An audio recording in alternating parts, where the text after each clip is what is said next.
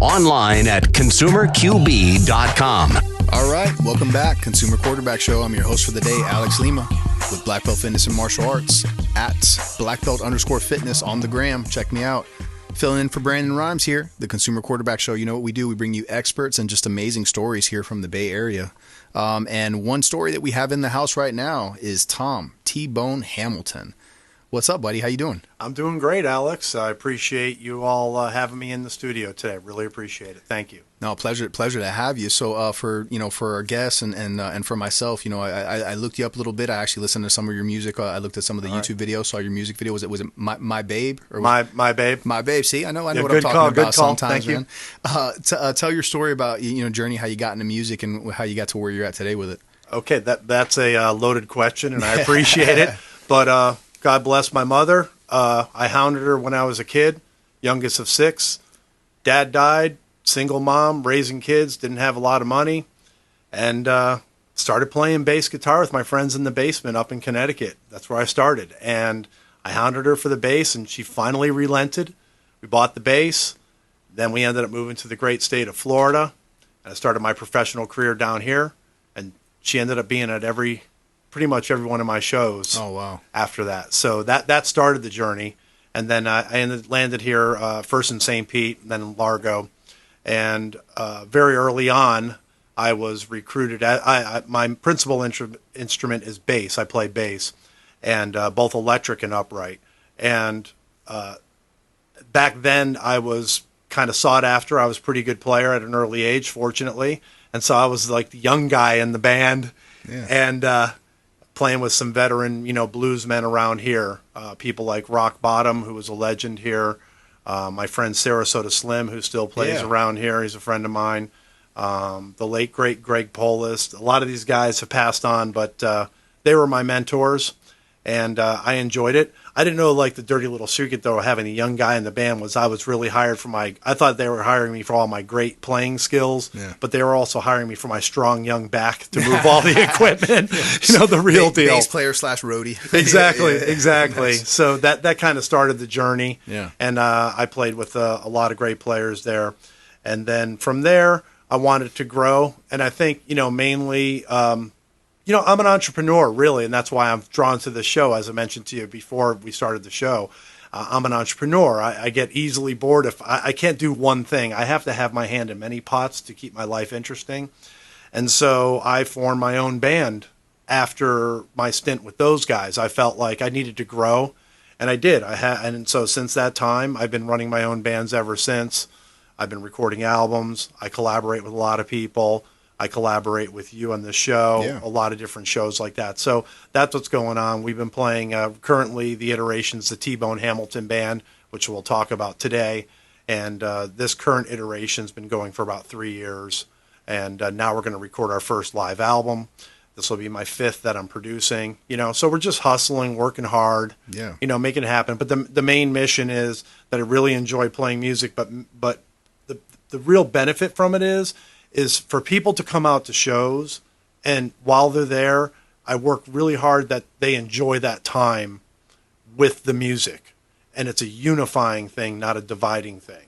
That's really my obsession on that. I don't really, it doesn't matter to me what your background is or whatever. If you're out to see the show, come on, we're all going to have a good time together. Yeah. There's enough stuff in the world, so I try to make that little respite for them, and that's served me well over all these years. Yeah, music brings people together. To touch on one thing, like you said, how you're an entrepreneur. I have a lot of theories on a lot of stuff. I'm a very cerebral person. I analyze a lot of things. Yep. A lot of that comes with your however it was sparked in you, your passion to play an instrument. You are a musician, you're an artist, you're a creator. So it's not that you can't sit still, it's that you need to be creative. You need to be creating and achieving and doing things. Yeah. And pursuing stuff. I really feel that. Yeah, totally, man. And I was speaking with my guitar player, John, who's a phenomenal guitar player, veteran, been around. He used to be the sales manager at Dean Guitars and served them for many, many years and knows many, many artists. But I was like looking at him, because we know as entrepreneurs or business owners or musicians, it's never a linear path. It's bumpy. Like today, the water heater blew up at the house. My list of things I needed to accomplish got moved off to the side. I want to make sure my house didn't flood, you know? But look how much material you have right there to write a blues song. we just wrote a song right now. Yeah, we did. Yeah, absolutely. My water heater blues. Water heater blues. The electric water heater blues. That's it. So I was looking at John. I was talking to John. I go, John, why do we, like we're driving to the gig. We got all our gear. I'm like, why do we do this? And he said, because we can't stop. It's like we can't stop. Yeah. And Jim Rohn, who's one of the greatest personal development guys who mentored Tony Robbins, he said it's a bizarre or an obsession. It becomes this obsession that you do. So the key for me personally, though, is keeping the feet on the ground and the head in the clouds. A lot of musicians, the issue with them is the heads are always in the clouds, and that becomes a problem for them. And they need people to help them run the business side of the stuff. Definitely. So how, so from playing bass, when you first picked up the bass or your interest into playing the instrument, like what were you, I mean, you'll remember obviously, but what were you listening to at the time? Because how did we get to, because not everybody takes the journey that sends them to the blues. Right. But I think the longer you play your instrument, you find out you were on a freight train to the blues anyways. Absolutely. You're classic rock. It's just extreme to blues. You know what I'm saying? Yeah. I can tell you're a music fan and a cerebral person by that question. Yeah. And interestingly enough, I'll start here, but last Sunday, I believe, my band was hired to back a guy that flew in from England named Will Johns. Will Johns is the nephew of Eric Clapton. Eric Clapton taught him how to play Crossroads. Slow hand.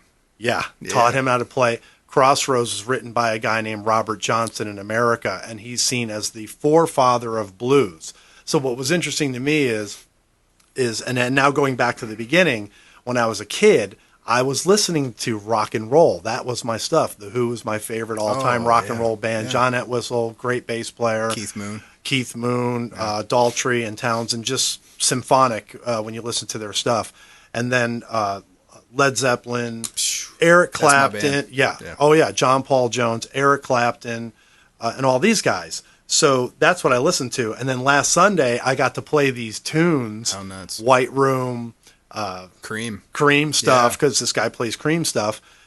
It was like Back to the Future. You know, it's like, here's the stuff I played as a kid, and now I've gone through. But with Clapton, he knew Crossroads was a blues tune from America. Those guys, those British guys, it's funny, the British guys awoke America to the hipness of American blues. 100%. It came around full circle back. Now people are like, what's this? And so that's what happened there with me. And they were bootlegging getting it. They would have to wait for like American Sailors to drop a vinyl for them to hear it and be like, oh, we got to play this. And then they extremed it. Yeah. 1,000%. And they would go like the Rolling Stones went to Chicago, and it was like the holy grail for them to find records of Muddy Waters and Howlin' Wolf. And then to meet those heroes is what they did. And they did a great service for those folks, because those guys in the late 60s, they were kind of falling apart on the blues side. Well, now you got the Stones and you got Clapton, these guys elevating these great masters, giving the respect. You know, it's always about the respect back to the elders as far as I'm concerned. You got to know your roots. You have to go back to your roots. You got to know the roots. So Clapton did the blues. I started digging into the blues.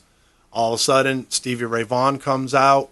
He does a song called Mary Had a Little Lamb. Mm-hmm. Trace that back. That goes to Buddy Guy to Chess Records. Oh, you can trace it all back. Yeah, you trace it all back. So to me, that's the great part. When you have a foundation, then there's really sky's the limit. Strong foundation. Strong foundation. And you being an expert in martial arts, I'm sure, and I played I was captain of my high school football team. Nice. I played college football.